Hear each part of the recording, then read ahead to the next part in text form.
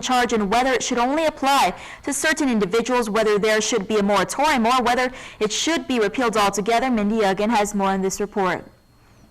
People see us as one government, and what we've done also with the Affordable Housing Task Force is that we've looked at where we can help people on the positive side. Guam Housing Corporation Administrator and Affordable Housing Task Force member Martin Benavente says along the way he's also seen what has hindered people from building their own homes. Benavente is talking about the Guam Waterworks Authority's system development charge that he is hosting will be repealed altogether.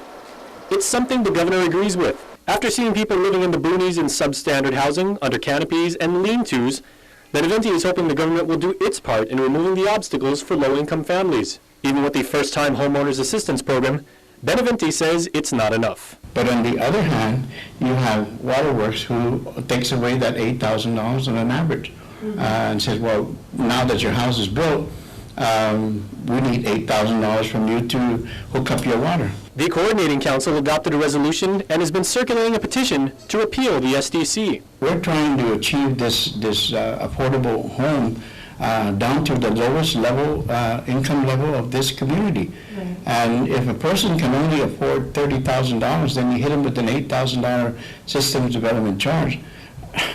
It's, it doesn't take a rocket scientist to figure it out. It's not going to happen.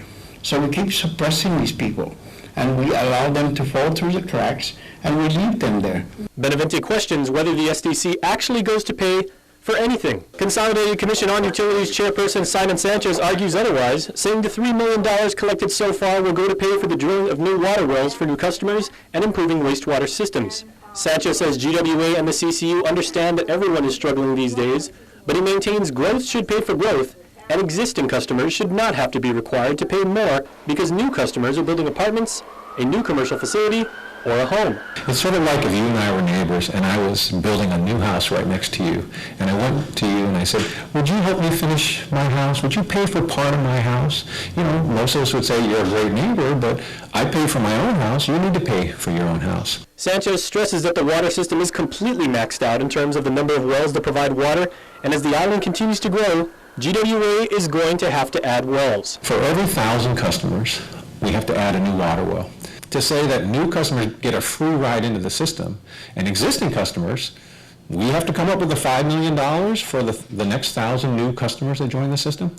Is that fair to existing customers? Senator Tina Rose Munya-Barnes also recently introduced Bill 93 that would not require a user or developer of an affordable home project to have to pay the SDC. Additionally, the legislation allows for all residents, not just low or moderate income residents, to be eligible for the amortized system development charge with an initial payment of 20% of the total charge rather than the current $1,000. If low-income customers don't contribute to the system, then everyone else has to. And it's not like everyone else has $5 million lying around to give to GWA so new customers can have water and wastewater services. The debate will definitely spill over in the coming weeks when lawmakers hold a public hearing on the bill.